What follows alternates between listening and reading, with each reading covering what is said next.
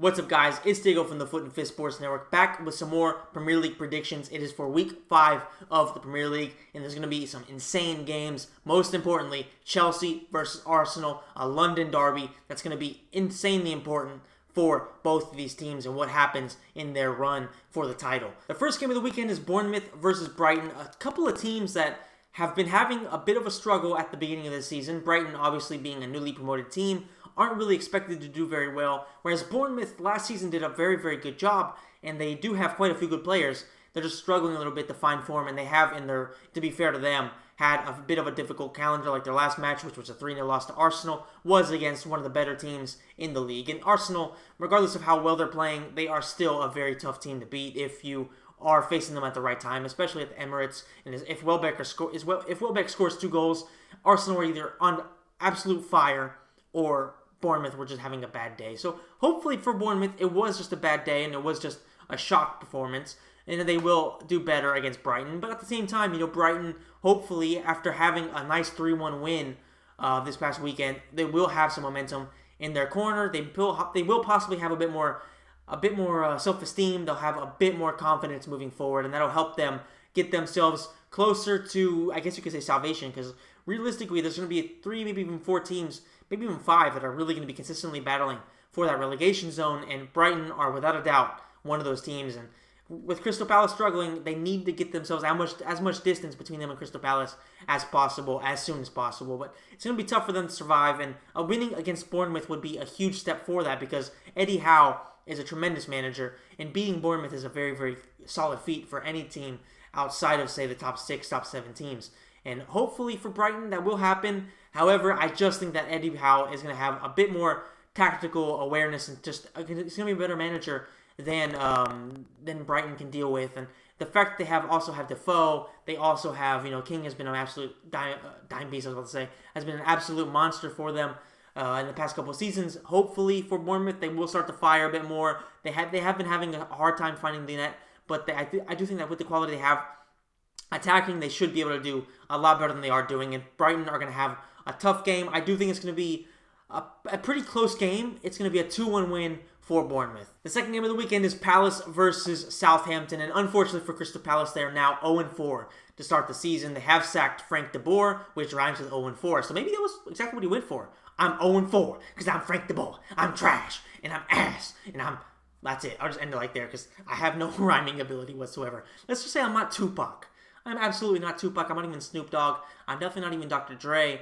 I'm not a rapper in general. I'm maybe Emiskila Bella Socio, which is a trash-ass Italian rapper, and I'll just end it right there. Look him up. Don't give him any view whatsoever, because he's absolute garbage. He's worse than me. He's worse than fucking me. Anyway, Southampton, yes, they had a tough game in their last one against Watford, but still, Southampton should have enough quality to beat a Crystal Palace team that's just been playing atrociously. Crystal Palace, they have absolutely no game, and it's actually really surprising because the players they have are really, really good. I actually have a lot of respect for players like Timothy. I keep on mentioning the guy Timothy Fosu-Mensah. Loftus-Cheek is a very good player as well. Christian Benteke has always been a really good Premier League striker. They have Wilfred Zaha. They have the players, even Johan Cabaye. They have the players to do well in this league. It's just that they were asking too much of Frank de Boer too soon. His style is passing the ball, keeping possession, and just playing total football, pretty much. And even with Ajax, he was never too good at doing that. And having a team like Crystal Palace that isn't really built for that, he was never going to really succeed. So why the hell did they get him in the first place? And like I said in my Premier League Aftermath video, the owner of Crystal Palace even said, I'm not too convinced about signing him when he signed him. So why the hell would you sign him if you don't believe in the guy? And that was just shown by the fact that they sacked him after 4 fucking matches. He probably deserved at least one more game, because that loss was actually their best performance. They lost 1-0, but they had a lot of good chances. They just weren't able to take it. And it was a shot goal. It was like a back pass, and it was just atrocious defending. It was just atrocious play from the defense. So more than likely, it was more than anything, it was just the players that failed De Boer in that game, whereas De Boer did pretty well at setting up the team, and they had an overall good performance. They just blew it and just weren't able to finish the chances. They had poor defending in that one moment. Other than that, De Boer had a decent job, and I think that Southampton, because of the fact that, as far as I know, they don't have a new manager yet. Apparently, they're going to get Roy Hodgson. But as far as I know, and it is 3:50 p.m. Italy time, so like it's plus 1 hour ahead of Britain, and it is Friday. No, it is Thursday. So as of right now, as far as I know, there has been no official announcement of Roy Hodgson. And even if they do get Roy Hodgson, I don't really like him as a manager. He's not that great. And is he really going to improve Crystal Palace in a big way? He might be able to get them to stay up in the Premier League, and that's probably their main objective right now. But I just don't see how much improvement he can possibly bring. I still have Southampton going out there and getting a good win. Southampton do have better players, I would say, around the pitch, at least right now. I would say Crystal Palace have more potential, but right now, Southampton have been proven that they are a better team, especially defensively. Van Dijk is still there, so that is a huge thing for Southampton. Is he going to be giving as much effort as he can? We don't really know. He hasn't really been showing his maximum form like he used to, so we'll see what happens there, but still, I think Southampton will get a nice little 2-0 win. Third game is Huddersfield versus Leicester City, which is going to be a pretty tough match for Huddersfield.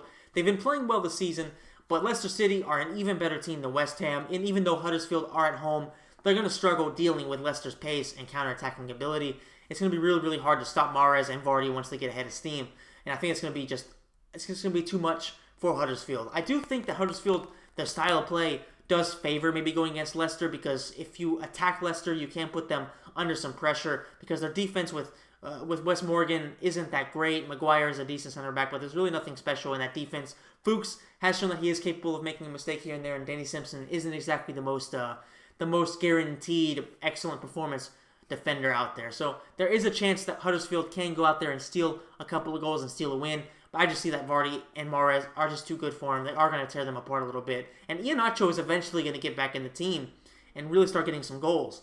I think he's pretty much really wasted on the bench, but I understand why they're doing it. He isn't quite integrated into the system, and maybe he just isn't really the type of player that they want to have alongside Vardy. Hopefully for Leicester, they will slide him in there, find a way to put him in, because he has an insane goal record in the Premier League. I think he has the best goals per minutes played in Premier League history. And obviously, he hasn't played a lot of minutes because he is a sub most of the time. He comes in, especially when he was with City, he came in to a team where they were taking on, opponents that weren't necessarily very fresh, and he was able to go in there to a team that's going to give him a lot of service and get a lot of goals. But still, he is a tremendous striker. He needs to be playing more for Leicester, and I think that Leicester are going to go out there and get a 2-1 win and really take over Huddersfield. And Huddersfield, they need to keep their heads up after a couple of losses in a row, if they do indeed lose to Leicester, because they'll have faced two tough teams, and it's not really a situation where they need to be struggling, or at least they need to be demoralized, because they've done excellently so far to start the season. Losing to West Ham at West Ham's home stadium isn't that bad a loss. They need to focus more than anything else on winning the winnable games at home and drawing when possible away. That's what they need to be focused on, and they still have a long time in this championship. If they can still do well, then I do think they will stay in the Premier League. I actually predicted them to be relegated, but they still have the opportunity. I think among the newly promoted teams, they play the best football. The thing is, Benitez has a better tactical mind.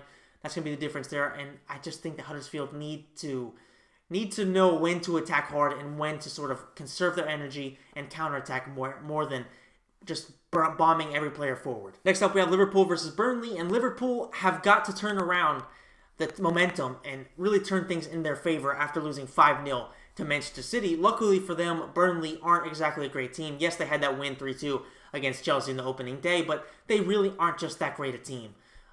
So this is a good time for Liverpool to possibly get themselves back into winning ways. It's not going to be an easy game for them because, like I said, Liverpool do tend to be a bit up and down, and they really are good depending on how well they're performing recently. Like, whenever they go on a run, they go on a long run, but when they do lose a couple, they tend to lose quite a few in a row, or at least drop some points in a row. Win one, drop points in 2 consecutive games, stuff like that. They are kind of like, they're very inconsistent. So that's always been a problem for them, and I think it's going to be a problem for them this season. But I do think they're going to have enough quality to beat Burnley. Offensively, Liverpool are still going to be very, very good. Whether Firmino's playing or whether Mane's playing, whoever's playing in that attacking trident, even if it's Wijnaldum or something like that, they still have enough quality to break down a team like Burnley, in my opinion. And Burnley, they aren't a bad team, but they don't really have anything special and anything that really makes me think that they can beat Liverpool. Liverpool obviously can lose to just about any team any day in the world, but I think having done a good job against Sevilla, drawing 2-2, That's going to give them a little bit more momentum and a little bit more confidence after that City loss, and they are going to go out there and beat Burnley 2-1. Now it's Newcastle versus Stoke City, and this is going to be a tough game for Newcastle, who are on a 2-game winning streak, but Stoke City have shown against Arsenal and against United that they can really do well against the best team. So imagine what they can do against a team like Newcastle, who struggles to do just about anything. They had a hard time against Swansea, who definitely aren't a very good team. They got a 1-0 win by scoring like the 82nd minute or something like that. And yes, it was a good goal from Lascelles, but he was left wide open by Swansea's defense. So that has to be taken with a grain of salt. I don't have a lot of confidence in Newcastle, but I also don't have a lot of confidence in Stoke when it comes to playing away from home. I think Stoke with Jesse Rodriguez have a way more talent than Newcastle do. Just overall, the team is much better. But Newcastle, I think, at home are going to have a bit of a good game, but they're still going to lose 2-1. I think Jesse Rodriguez and Jordan Shaqiri are just too good for Newcastle, and they're going to score a couple goals, maybe one each, and just terrorize the Geordies. The Geordies, I think, will have a decent season and finish 16th, 17th, based on the players they have, is pretty good. But I just think they're going to have to do a little bit better than they have been doing. Obviously, they have 2 wins on the bounce, but they haven't been playing good football, and that's always a problem. They have to playing consistently good football. And winning away from home against Swansea is a good result because those are direct rivals in the relegation battle. But a win against a team like Stoke City would be massive for their hopes, and they do need to hope so. I just don't have a lot of confidence in them to do that. Now it's Watford versus Manchester City, and to be fair to Watford, they've been having a really good start to the season. They've been playing really well, and they've gotten some really good wins. Also, that draw against Liverpool 3-3 was a very, very solid result for them. I just don't know how much they're going to be able to do against a team like Manchester City, who, yes, they have defensive weaknesses, but offensively, they're just amazing. They are unparalleled in this league and one of the best teams offensively in Europe. It's a matter of what Watford can do on the counterattack, because obviously City are playing away from home, so Watford might have that home field advantage that is underestimated a lot of times in the Premier League, because a lot of times, even away from home, these teams go out there full of confidence, no fear of anybody, and they manage to steal a result. But Watford, at the Hawthorns, they tend to be pretty good. So we'll see what happens there, but I think that City, if they don't expose themselves too much to counterattacks, then they're going to have too much for Watford. And even if they do expose themselves a little bit in defense, their attacking power should be too much. I see them winning a 3-1 win, but Watford could go out there and surprise and possibly steal a draw. I just don't see it. City, too good. Agüero, Gabriel Jesus as a partnership is looking tremendous. David Silva, as always, is really, really good. And Kevin De Bruyne might just be the best player in the Premier League. On his day, he is second to none. He is second to none. His passing is amazing. His shooting is also really, really good. He's amazing passing both from actual live play and also from dead balls. He's just tremendous in every single way as a central attacking midfielder. He's tremendous. If City can get him on form, then there's almost nothing that Watford can do to stop him. Like I said, 3-1 win with a possible draw for Watford, but I just don't see it happening. Next up, we have West Brom, who lost to Brighton 3-1 away from home, which was a bad loss, and they are taking on West Ham, who finally got themselves the first win of the season after losing 3 and conceding 10 in the first 3 games, and that's just awful defending. But they did go out there and have a good job against Huddersfield, who have been showing to be a pretty decent team. And luckily for West Ham, that was their first home game, and they have a little bit of momentum coming for them. They're going to desperately need to try to beat West Brom to get themselves closer to where they want to be, which is probably 10th place. But West Brom, as we all know, and regardless of what happened in their away game, they are a team that specialize in winning 1-0 games at home. Is Tony Pulis going to be able to do that against a team like West Ham, who do have quite a few offensive threats? Andy Carroll is obviously always a dangerous threat in the box. Chicharito Hernandez is also a great poacher. They have Arnautovic, who is a pretty good player when he's on form. When he's not, he's pretty much as might as well be considering him a player for the other team. But when he's on form, he is a really good player. Plus, they have Mikel Antonio, who always chips in with a goal or two. So they have plenty of good players there. Also, Lanzini, they have plenty of good players there. And if they go out there and have a good performance against West Brom, there's a chance of them stealing a result. But I see these two teams sort of balancing each other out and getting a 1-1 draw. Now we have Tottenham, who dismantled Everton 3-0, and they are taking Swansea on at Wembley Stadium, which is just so weird to say. White Hart Lane and Tottenham have always gone hand in hand. It's just weird to think of Tottenham playing at Wembley, and maybe even the players have a hard time thinking about that, because this Wembley curse seems to be real. However, against Borussia Dortmund last night, they had a tremendous performance, beating them 3-1. And Dortmund, regardless of what happens with the transfers, because they always tend to sell some of their best players, they are still a really respectable team. And Tottenham went out there and destroyed them. And it was just a great performance from Tottenham. Harry Kane also got some more goals. Tremendous from him. September is his month, and I expect him to continue to bag the goals and continue to climb up the goal-scoring charts in the Premier League this month. And against Swansea, who have a team that struggled against fucking Newcastle, you have to imagine how hard they're going to have a game against a team like Tottenham. And we saw that Swansea had a pretty decent game against Manchester United, but that was because they were counterattacking. They need to play sort of a similar type of game against Tottenham, because if not, they're just going to get run over. They're going to get dismantled. And if they park the bus or at least try to throw too many men forward, they're going to have problems in either scenario. I think they need to just be smart defending. Don't park the bus. Don't give Tottenham too much of an opportunity to move forward and just absolutely dominate their half. But most importantly, go after them on the counterattack. And if they can do that, there is a chance of them at least having a decent game. I don't see them getting a draw in any scenario, but there is a possibility of them at least putting Tottenham under some pressure, making it difficult for them to score. But I just see Tottenham going out there and getting a huge win, a 3-0 win. Dele Alli and Harry Kane, in my opinion, will be on the score sheet. Now it's time for the huge game of the weekend, which is Chelsea versus Arsenal. And everybody knows that this is a major rivalry because these two teams hate each other. Arsena Fan TV, last season when they had that huge situation when they were at Stamford Bridge, they had a big loss and they left the stadium. And that whole Gary Neville thing where he was talking shit about Arsena Fan TV, he said, those Arsenal Fan TV need to be embarrassed because they're just an embarrassment to their club, to their fans, stuff like that. That's where the whole thing started. And obviously, these two teams do not like each other. It's a London derby to the full extent. Two teams that generally compete for the title year in, year out, at least have for the past 11, 12, maybe even 13 years, have always consistently been main rivals for the title. Obviously, there's no love lost there. But right now, Chelsea are just looking like a way better team. They had that slip up early on in the season where they were looking a little bit rough. But right now, they are firing on all cylinders. Morata is looking like a tremendous player for them. Fabregas is at top form. They've just had quite a few players that are looking really, really good. Arsenal, yes, they won 3-0 against Bournemouth, but that is still Bournemouth. We don't really know what to take away from that game. Is Arsenal, who tend to be really inconsistent, going to be able to go over to Stamford Bridge and have a really good game when Alexis Sanchez isn't really motivated? Mesut Ozil doesn't seem to be very, very motivated. The only guys that seem to be really, really playing hard are Welbeck, who always plays hard, and regardless of how poor his finishing is, he is still a guy that really goes out there and works hard for the team. That's why Sir Alex Ferguson used to use him a lot with his United team. He started over Wayne Rooney once in the Champions League against Real Madrid, and he actually got a goal there too. Because of the fact that he works really hard, he also does a lot of good things with passing. He's just a really reliable player. He just doesn't have a lot of finishing, so you need to work on where you want to put him in the team. As a striker, he's kind of a liability because he doesn't really score a lot. He's better at passing, getting assists. Lacazette also got a goal against Bournemouth, so that is good for him to continue to get confidence in the Premier League. But I just don't see Arsenal having what it takes to go out there at Stamford Bridge and get a win. And Chelsea, they always have a day in them where they kind of struggle. And if it happens against Arsenal, then Arsenal could go out there and run riot. But I just don't see it happening. I think that Chelsea are going to get a 3-1 win. It's going to be a very bad loss for Arsenal, especially because the Arsene Wenger out flags are already going around. If they lose in a big way against Chelsea at Stamford Bridge, there's a chance that at the next game at the Emirates, there's going to be planes flying around with Wenger out banners already flying out. And that's usually something that happens around January, February, sometimes March.